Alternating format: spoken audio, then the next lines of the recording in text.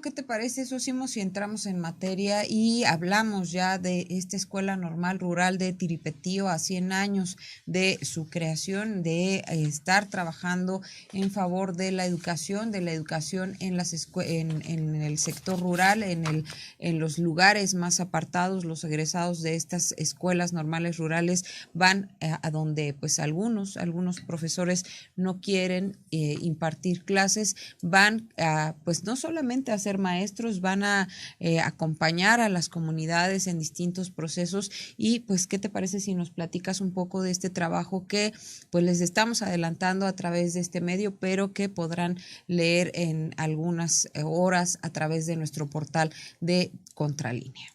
Así es, bueno, pues sí, se trata de de un trabajo que realizamos en la Escuela Normal Rural de Tiripetío, Michoacán. Quien habla, Sosimo Camacho, con Carlos Sánchez, quienes nos trasladamos a esta localidad de casi entrada a la meseta Purépecha, allá en Michoacán, y que precisamente para reportar cómo se encuentra esta escuela, es la escuela de los 100 años del normalismo rural, porque aunque originalmente no estuvo asentada en esta localidad, sino en Acámbaro, también en Michoacán, digamos, ha sido trasladada en dos ocasiones hasta llegar a Tiripetío, Michoacán, y podríamos decir, la escuela decana del normalismo rural, no solamente en México, sino en América Latina. Una escuela, digamos que importante para el propio normalismo rural mexicano y para su organización, la Federación de Estudiantes Campesinos Socialistas de México. Es uno de los pilares, esta escuela, uno de los pilares históricos y actualmente vigente, uno de los pilares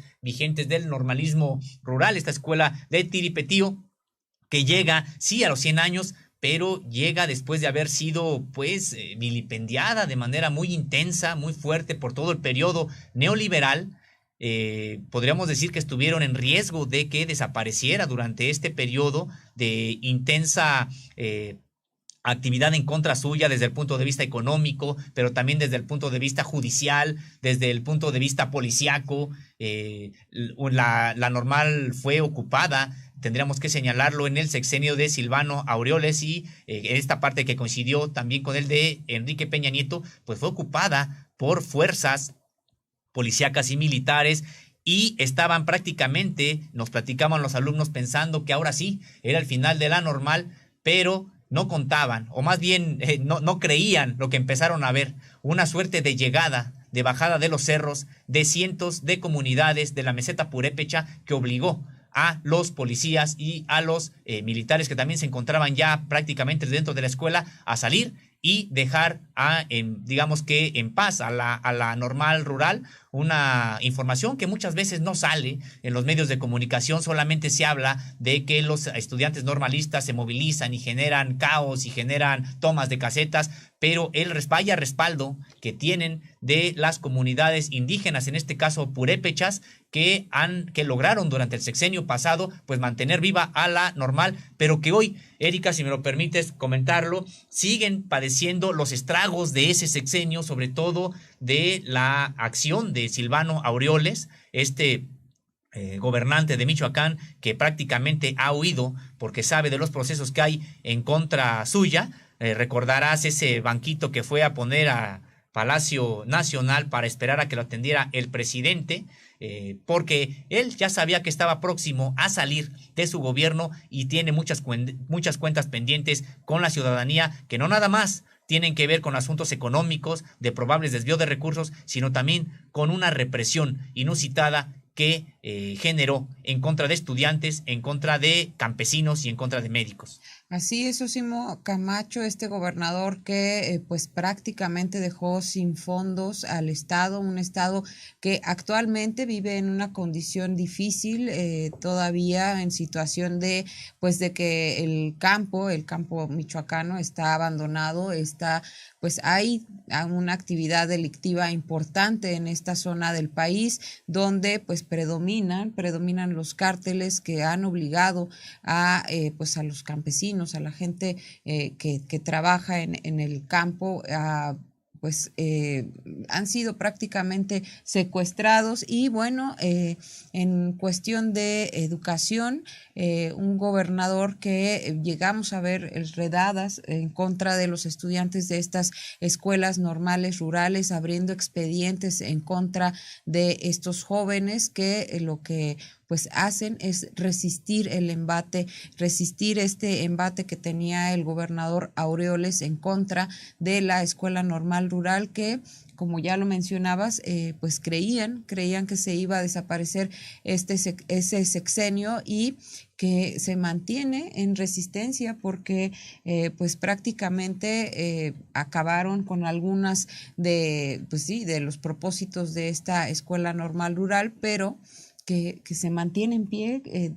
Todavía están dando la batalla, y esto ha generado que se abran expedientes, como ya lo comentábamos, en contra del alumnado. Hay 105 procesos penales vigentes, Sosimo. Así es, y rápida, así son 105 procesos penales que son, decíamos, heredados del sexenio de Silvano Aureoles Conejo, y que rápidamente tendríamos que señalar, Erika, ¿por qué son importantes estas escuelas normales rurales que están cumpliendo 100 años el próximo domingo? Son importantes porque son prácticamente el único sistema educativo diseñado para los más pobres de este país. Pensado desde la década de 1920, 1922, en efecto, se abre la primera escuela normal rural, y que recibieron un impulso muy importante durante el sexenio de Lázaro Cárdenas, donde adoptaron de manera definitiva la educación socialista, una educación de este corte que siguen reivindicando hasta la fecha, donde los estudiantes reciben becas para poder sostenerse en sus estudios, reciben un comedor, tienen asegurado la alimentación en un comedor, que además los propios estudiantes son los que se organizan para hacerlo funcionar. Tienen un sistema de internado para que no tengan que estar yendo o regresando, porque además vienen de las comunidades más pobres de este país. Recordemos que uno de los requisitos, o el primer requisito para poder entrar a una escuela normal rural, es venir o provenir de una familia de escasos recursos, pobre. Hay un estudio socioeconómico que se les hace a los alumnos para poder ingresar a estas escuelas, y para asegurar que quienes ingresan a ellas son aquellos que no tendrían oportunidad de ingresar a ninguna otra escuela de educación superior del sistema educativo mexicano. Y no podrían hacerlo porque, aunque haya escuelas o universidades privadas, públicas, donde no se cobra la colegiatura, no es suficiente para que puedan sostenerse en sus estudios los hijos de campesinos pobres, porque tendrán que pagar alojamiento, tendrán que pagar las comidas, y tendrían que hacerse cargo también de los útiles escolares.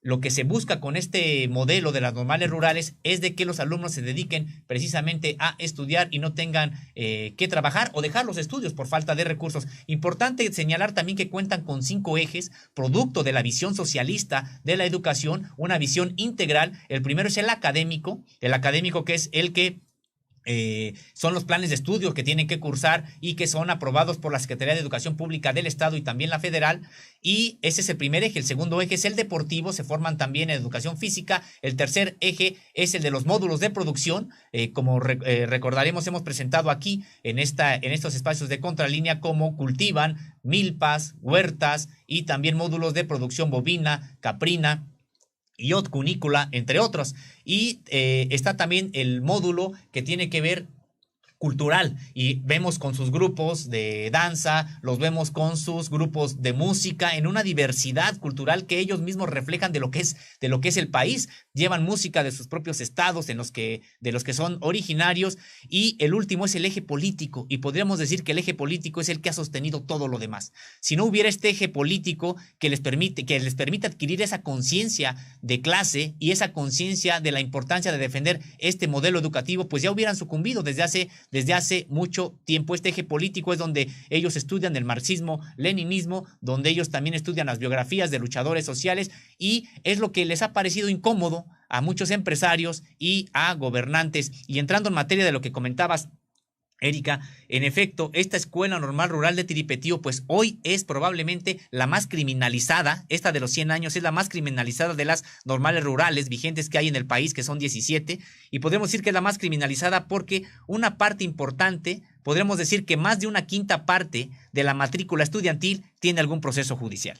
Así es, Osimo, terrible. Y haciendo pues alocución a esto que comenta sobre la importancia que tiene este modelo educativo de las escuelas normales rurales, habría que decir que estos jóvenes muchas veces es la única oportunidad que tienen para salir adelante. Muchos quisieran, y hemos reporteado este asunto, hay quienes quisieran haber tenido también, por ejemplo, la oportunidad de ser diseñadores o dedicarse a la abogacía o a estudiar administración, en fin, otras carreras que les llama la atención, pero justo por no contar con recursos se ciñen a esta opción educativa que pues ya más adelante y ya cuando conocen de qué se trata, abrazan con entrega al normalismo rural y pues sí, el gobierno de Silvano Aureoles ha sido de los más acosadores en contra de estos estudiantes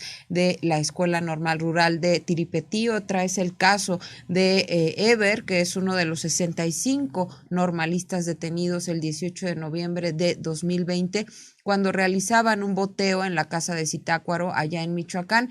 El Centro de Derechos Humanos José Revueltas, organización que ha acompañado y documentado la defensa de los estudiantes, informa que entonces se les imputaron los delitos de robo de uso, lesiones y ataques a las vías de comunicación. Este último, Sósimo, hay que recordar que es uno de los delitos que más se utiliza para criminalizar a los luchadores sociales y que, bueno, ha costado significativamente años de prisión a algunos luchadores sociales y que ahora pues les atañen a estos 65 alumnos, entre ellos Eber. Así es, son 65 en este caso, que bien comentas, Erika, son 65 por estos hechos, son procesos abiertos y tendríamos que señalar que ya hay en estos momentos pues diálogo con el nuevo gobierno encabezado por Alfredo Ramírez Bedoya, de origen de Morena, en los que ha habido negociaciones y que se ha acordado que tendrán que cumplir algunas disposiciones los normalistas para que se concluyan los procesos penales, pero ellos mismos nos dicen, consideran que las negociaciones van avanzadas y que podrán en los próximos meses cerrar estos expedientes que los tenían pues muy preocupados porque eran una suerte de espada de Damocles porque no les permitían incluso salir del estado, o a la fecha todavía no se les permite, por ejemplo, salir del estado a estos estudiantes y una serie de disposiciones que criminalizó su lucha, la protesta, el gobierno de Silvano Aureoles. En un momento más que tengamos los testimonios, vamos a ver por qué fueron criminalizados, los veremos en un momento más, pero sí señalar que no es el único caso, Erika, tenemos que hay 7 que ya fueron sentenciados, 7 alumnos que fueron sentenciados a estos 65, tenemos que sumar 7 que además ya fueron condenados por el bloqueo de las vías del tren cercanas a la normal, y que fueron sentenciados mediante un proceso abreviado que llevó el juez de distrito especializado en el sistema penal acusatorio del Centro de Justicia Penal en la entidad. Fueron sentenciados a 1 año con 3 meses de prisión, en el caso de 4 estudiantes, en el caso de 3 a 1 año con 15 días de cárcel. Y además a todos se les impuso una multa que se podría sustituir por 83 jornadas de trabajo a favor de la comunidad y se les condenó al pago de la reparación del daño después de un enfrentamiento que tuvieron con la policía el 27 de mayo de 2020. En realidad, lo que les preocupa mucho a esos estudiantes que se encuentran en libertad porque la pena ha sido conmutada por otro tipo de otras multas y trabajos y más trabajos en favor de la comunidad, la obligación de ir a firmar cada determinado tiempo y la pérdida de sus derechos políticos. El asunto es de que están sentenciados, es decir, se les ha ya generado antecedentes penales y uno de los requisitos para obtener un trabajo como profesor es no tener antecedentes penales. Entonces estarían condenando a estos estudiantes a el desempleo. Tendrá que trabajarse de manera intensa también aquí. Hay el Centro de Derechos Humanos que ha estado acompañando a estos estudiantes bueno, pues ha también pugnado porque haya una solución para estos estudiantes que fueron criminalizados de manera injusta, y sobre 7 se cebó el gobierno de Silvano Aureoles como una suerte de castigo ejemplar para que nadie más se movilizara. Entonces, decíamos, estos son datos que nos ha proporcionado el Centro de Derechos Humanos José Revueltas, quien hace un trabajo de acompañamiento intenso, importante, en favor de estas escuelas normales rurales. Así es, Osimo, y hay que decir que los alumnos se movilizaban porque con el pretexto que pues tenían por la pandemia de COVID-19, el gobernador Silvano Aureoles Conejo había ordenado que se retuviera el presupuesto de la normal que había entregado incluso por adelantado el gobierno federal, y la intensidad de las movilizaciones había avanzado, pues los alumnos contaban con 6 meses de no recibir los insumos para el comedor ni las becas alimenticias. Literalmente tenían hambre. Eso sí, hay que recordar, y ya lo hemos visto en algunos videos que ustedes pueden encontrar en nuestra página de Contralínea y a través de nuestros portales, sobre todo en YouTube, pues estas condiciones que tenían los normalistas de permanecer en las escuelas porque no podían moverse a sus comunidades, que son comunidades en donde normalmente no hay acceso a internet, y pues este periodo pandémico fue un periodo en el que los alumnos, la mayoría de los alumnos quienes tenían acceso a internet, pues tomaban clases vía remota, no así los estudiantes de las escuelas normales rurales, y que les retuvieran este presupuesto que había entregado el gobierno federal, pues era prácticamente dejarlos sin comer. El presupuesto no bajaba para que esta escuela normal rural de Tiripetío tuviera las condiciones necesarias para que ellos continuaran sus estudios pese a la pandemia de COVID-19, socio. Así es, y bueno, son 65 de un caso. Estábamos señalando que hay diálogo, hay apertura, consideran, del actual gobierno estatal. Tampoco se confían. Ellos dicen que si en algún momento tienen que movilizarse, lo harán de manera intensa junto con toda la Federación de Estudiantes Campesinos Socialistas de México, pero consideran que hay posibilidades de que sí se llegue a una negociación para que se den por concluidos estos procesos que de manera arbitraria, injusta, se abrieron en contra de ellos, criminalizando la protesta. Por un lado, decíamos, son otros 7 que ya fueron sentenciados y del cual también se tiene que buscar una solución, pero además hay aproximadamente, ni siquiera se sabe exactamente el número, pero son aproximadamente 33 carpetas de investigación más y causas penales contra los estudiantes, contra estos normalistas rurales de Tiripetío y también en este caso de Cherán, porque en una suerte de represión inmediata ante cualquier tipo de movilización, inmediatamente empezaban a abrir carpetas de investigación. Este fue un mecanismo, un modus operandi del gobierno de Silvano Aureoles Conejo para tratar de que los estudiantes no protestaran, no se movilizaran y ir extinguiendo las demandas de la propia, o ahogando las demandas de la propia normal. Y son 33 carpetas de investigación. Decíamos, destacan la causa penal 118-2021 por el supuesto delito de robo, en la que ahí lo que pedía el gobierno de Aureoles Conejo era de que el acusado estudiante pagara 154,000 pesos por concepto de reparación del daño. También destaca otra causa penal, la 136-2021, por el supuesto delito de robo de uso, por el que se exige una reparación del daño de 57,000 pesos.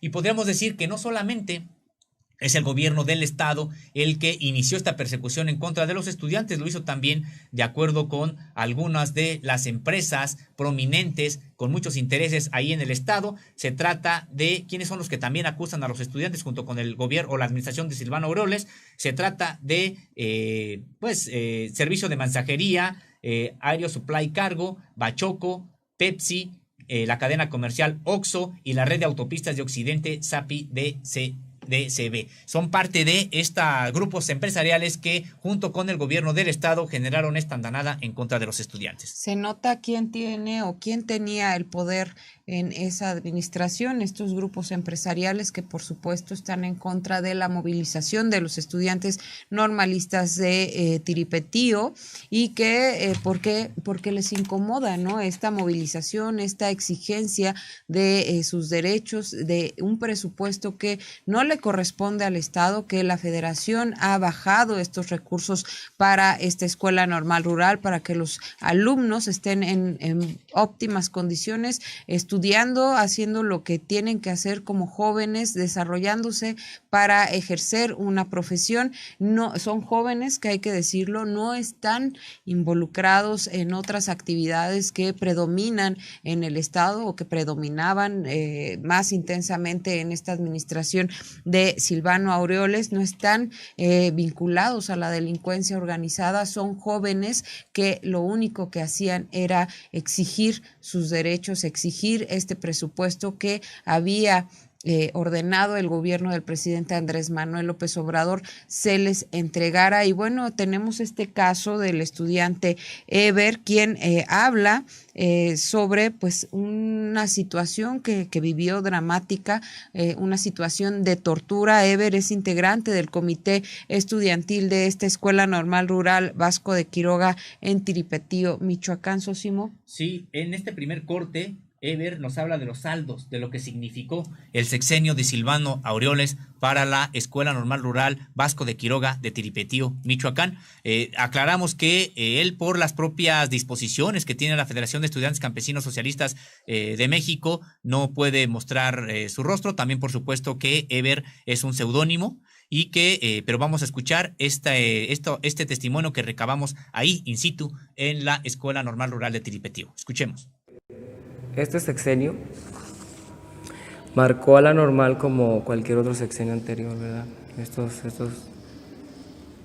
Pero ¿sabes qué es lo que otros sexenios tenían que este sexenio lo reflejó desde un principio? Es no su compromiso con la educación. Y nos atacó en imagen y nos fue desarmando en muchos de los sectores, Sosimo. Sí, muchos de los sectores nos fue desarmando, pero yo más que nada siento que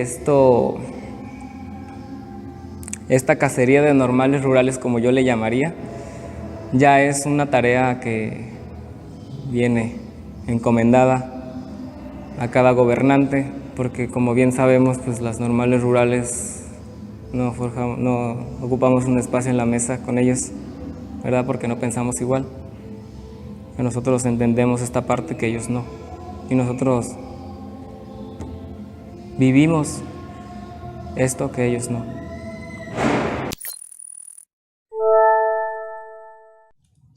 Pues sí, son las palabras de Ever, falta de compromiso, dice, del gobierno de Silvano Aureoles con la educación.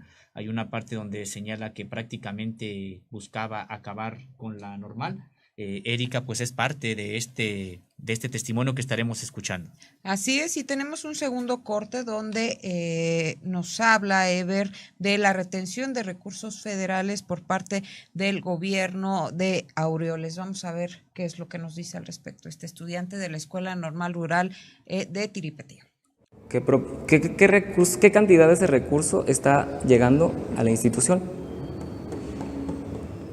Cuando sabemos que este proceso, Sosimo, que el gobierno lleva para podernos depositar la beca alimenticia, ¿verdad?, empieza de lo federal, la federación se lo emite al Estado, entonces está nuestro recurso, llega al Estado, pero en el Estado, ¿qué pasó con Silvano?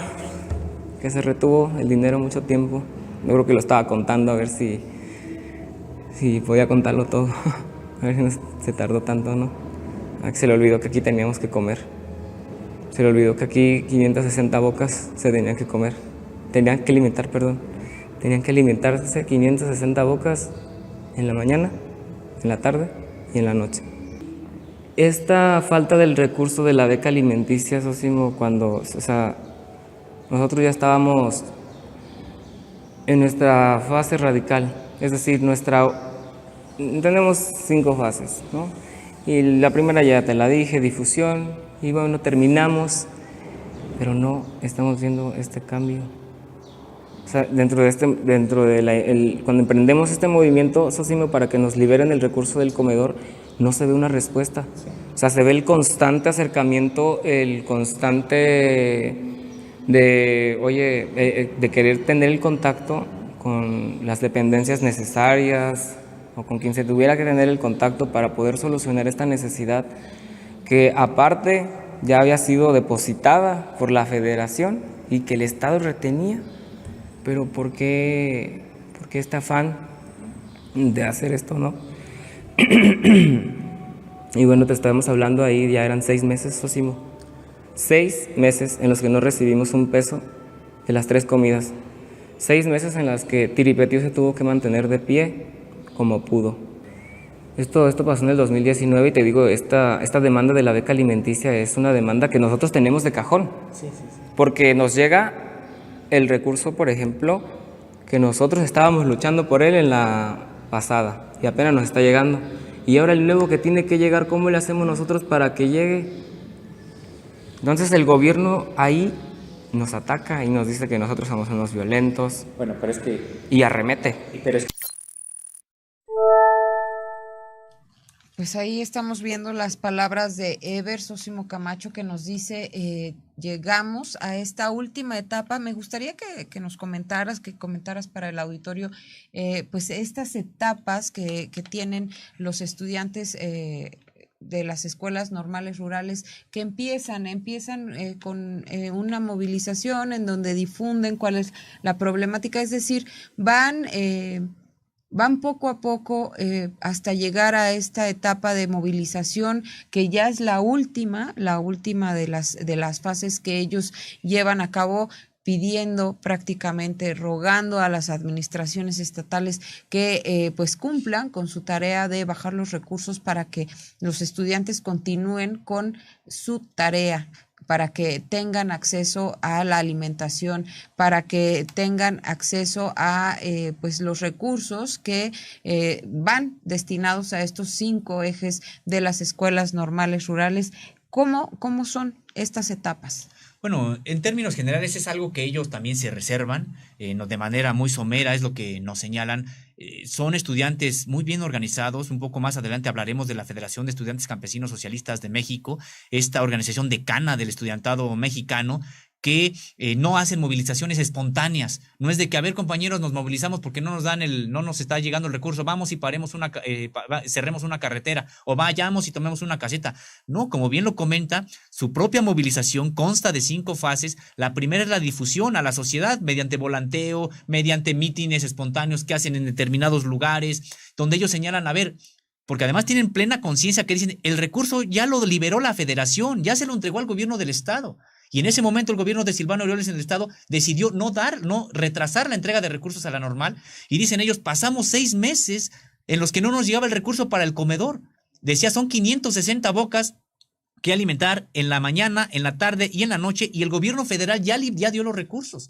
Pero el gobierno del Estado no los entrega, y dicen ellos, empezamos desde la fase más, digamos, menos intensa, que tiene que ver con la difusión a la sociedad, decirle, a ver, el gobierno del Estado está reteniendo los recursos.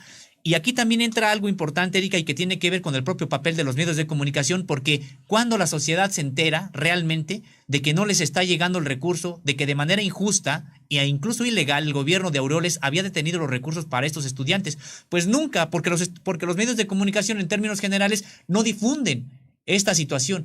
Y es más, cuando se movilizan los estudiantes, se empiezan a movilizar, no difunden las demandas. Difunden solamente el hecho de que cerraron la carretera, de que tomaron alguna caseta, pero no difunden cuáles son las causas. En este caso, sí, estas fases van increciendo hasta que ellos dicen, se encontraban, después de 5 meses, pues ya se encontraban en la 5ª fase de presión política para que les liberaran el recurso, porque ¿cómo se habían sostenido los estudiantes durante este tiempo? Pues con la solidaridad de las otras escuelas normales rurales, de la Federación de Estudiantes Campesinos Socialistas de México, y con la solidaridad de las comunidades y de otras organizaciones con las que tienen también alianzas. Habían hecho que se sostuviera la escuela, no obstante que no le estaban llegando los recursos. Sin embargo, ellos dicen, bueno, pues también llega el punto en el que ya no alcanza la solidaridad de la FECSUM, la solidaridad de las otras organizaciones, Y entonces, pues ellos dicen, ya nos encontrábamos 6 meses ya en la última fase, que es la quinta fase, y que ya sí tiene que ver con esto, con la toma de carreteras, con el cierre simbólico de instituciones, de gobierno, de secretarías y con movilizaciones, pues sí, donde hay pintas, donde ya hay protestas más intensas, porque las autoridades han obligado a que lleguen a este tipo de ya de protestas. Si se atendiera desde un principio, si hubiera diálogo, pero recordemos otra cosa, el gobierno de Silvano Aureoles se le conoció en su primera etapa como el gobernador Bala, porque había incluso promovido una suerte de legislación para que se pudiera atentar contra con balas de goma contra quienes se movilizaran, no específicamente estudiantes, sino campesinos, médicos en su momento que se movilizaron en los primeros años de ese gobierno allá en Michoacán. Es decir, pues un gobernador ya con un talante represor, soberbio, que nunca quiso escuchar a los estudiantes, y cuando llevaban ya 6 meses, pues ellos ya tenían movilizaciones más intensas. Así es, Usimo. Vamos a ver un corte más sobre esta entrevista que hicieron con Ever, integrante del comité estudiantil de esta escuela normal rural. Por ejemplo, el compañero del ojo. Nos preocupaba su ojo, porque decimos, bueno, en un caso extremo, bueno, puede perder el ojo y no es una broma, o sea, puede pasar. Y había más, había más golpeados, muchos golpeados.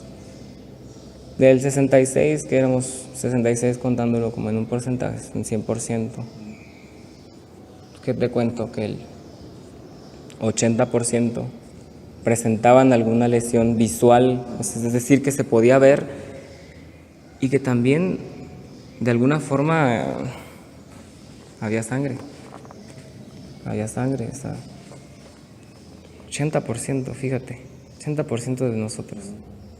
Solo muy pocos fueron los que pues lograron resultar ilesos, y la suertezota. Pero qué suertezota, ¿no? Ir a parar a la fiscalía. Mira que el pasar de este escenario, de esto que te estoy contando, de este combate tan violento que se dio aquí, o este arremetimiento que tuvieron en contra de nosotros tan violento, fíjate, tener que aguantar todavía eso, pero también tener que aguantar que ibas a ser trasladado a la cárcel.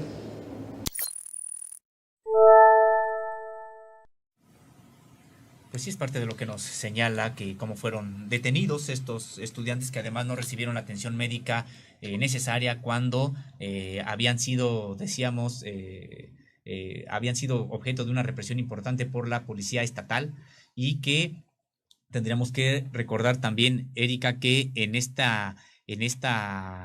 estos hechos que se volvieron de manera desafortunada cotidianas allá en el estado de Michoacán, no solamente se arremetió contra la Escuela Normal Rural de Tiripetío, también contra la Escuela Normal Rural de Cherán, la Escuela Normal Indígena de Cherán, que también está adscrita a la Federación de Estudiantes Campesinos Socialistas de México. Michoacán es el único estado donde hay 2 escuelas de este tipo, y podremos decir que los estragos sí se siguen viendo todavía en la Escuela Normal Rural. Hemos visitado esta escuela en años anteriores, ahora la visitamos y sí vemos que desde el punto de vista físico la propia escuela luce pues con pocos recursos todavía. La propia escuela luce con muchas áreas que tendrían que rehabilitarse. No obstante que, bueno, pues ellos confían en que haya una nueva actitud frente a la escuela, además de que se está celebrando los 100 años de esta institución. Entonces ellos consideran que habrá la coyuntura para que se rescate esta escuela, porque prácticamente el sexenio anterior se dejó caer, decíamos, no nada más desde el punto de vista del comedor, del sistema de internado, sino también en términos físicos no hubo ningún tipo de inversión, y muchas áreas de una escuela, pues que en términos generales es una escuela bella, un antiguo casco de una hacienda, y que, bueno, pues se encuentra hoy, todavía se nota este paso del neoliberalismo y el paso particularmente del sexenio de Silvano Aureoles. Así es, Osimo, pues una escuela que también he tenido oportunidad de andar por allá haciendo trabajo como reportera, y bueno, es indignante esto que comenta Ever sobre pues cómo arremetieron en contra de los estudiantes, que prácticamente el 80% de los que se encontraban ahí resultaron heridos en donde pues incluso había sangre, dice, y él habla también de un proceso que sufrió terrible y que tiene que ver con la tortura. Vamos a ver este corte en donde te habla respecto al tema. Entonces se nos obligó a pasar en medio de estas dos filas que ellos mismos crearon, Sosimo, pasando, y todos, fíjate, o sea, no podía yo contabilizar cuántas personas había formando esas filas, pero sí te puedo asegurar que era una fila muy larga, y te estoy hablando de una fila tal vez, y tú vas a decir que exagerado, pero ese pizarrón y tal vez a ese compartimento verde que se ve ahí, esta era la magnitud de la fila que tú tenías que atravesar en el campo. Por eso te digo, a mí no me gustan los campos ya. Porque me traen malos recuerdos los campos con pasto verde, específicamente, ¿verdad? Recuerdo el de Fiscalía. Recuerdo ese campo como un campo hostil, como un campo en el que fuimos maltratados. Y lo primero que se nos había dicho, que no iban a violentarse nuestros derechos, se estaba llevando a cabo, y nosotros ya estábamos en este shock. Porque fíjate, Sosimo, a nosotros, sí, tal vez había compañeros que alcanzaban la mayoría de edad, 64 alcanzábamos, pero 2 no. Más bien, en cambio, los 66 fuimos tratados igual. Aquí había 2 menores de edad que se prosiguió con las solicitudes necesarias que se tenían que hacer ante los derechos humanos y ante cualquier organismo regulador de los derechos humanos, para que los compañeros pudieran primeramente salir, porque ellos no podían estar como nosotros ahí porque ellos no cumplían la mayoría de edad. Entonces era prácticamente ilegal que los tuvieran como a nosotros porque no alcanzaban la mayoría de edad. Son 2 compañeros específicos. Pero tuvieron que pasar, te digo esto, de pasar por en medio, ser golpeado, y después, ¿sabes qué? Apilado, así apilado, ahora, porque te digo, son muy creativos en sus formas, no sé cómo le hagan, ¿verdad?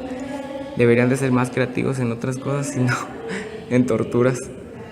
Y nos hicieron hacer esta posición de gusanito, es decir, que las piernas de los otros iban así, la de los otros así, así nos íbamos apilando hasta que dábamos los 66, porque todavía los menores de edad estaban ahí. Todavía no había, pues, esta aclaración. Y se les dijo desde un principio, en este contingente van 2 menores de edad, no nos importa, todos son criminales, así nos decían. Y te digo, pasó y nos apilaron así, Sosimo. Y apilados aquí, Sosimo, tardamos 4 horas. 4 horas, fíjate, 4 horas. Esta gente fue tan inhumana de tenernos 4 horas en esta posición, así, en donde nosotros, si nosotros nos movíamos tantito, cualquier movimiento que nosotros teníamos, ¿cuál iba a ser la respuesta de ellos? Golpearnos. Entonces yo estaba en la fila número 2, al lado de la 1, por lo que me quedaba de frente un compañero que se le había caído su tenis, porque ya tenía su pie, bueno, la circulación ya se le había cortado. Ya muchos de nosotros sufríamos de circulación, porque mira que estar en esta posición 4 horas es inhumano. La espalda nosotros no la aguantábamos, o sea, si te fijas, han sido todo este sistema de torturas que estamos acá en la caseta. El daño psicológico primero, la agresión, el arremetimiento. Llegamos a Fiscalía y ¿qué? ¿Lo mismo o peor? Se convierte en un campo de torturas en los que nosotros prácticamente estamos siendo torturados. Y te digo, recuerdo a este compañero en específico, se le cayó su tenis y se lo puso un policía y le pegó. Y le dijo, si se te vuelve a caer, le dijo una grosería, te lo voy a poner a puras patadas. Y al compañero se le vuelve a caer el tenis. Y yo volteo y a mí me voltea a ver el compañero y su cara y su mirada fue de miedo. O sea, si pudiera enseñarte una fotografía gráfica para que tú te pudieras dar cuenta la mirada que reflejaba de miedo, realmente era miedo. Y con toda razón, pues estábamos siendo maltratados. Y fíjate que se acerca este mismo uniformado y le dice de una manera muy tranquila: te dije que si se te caía te lo iba a poner a puras patadas, con una grosería y patadas. Y sí, así fue.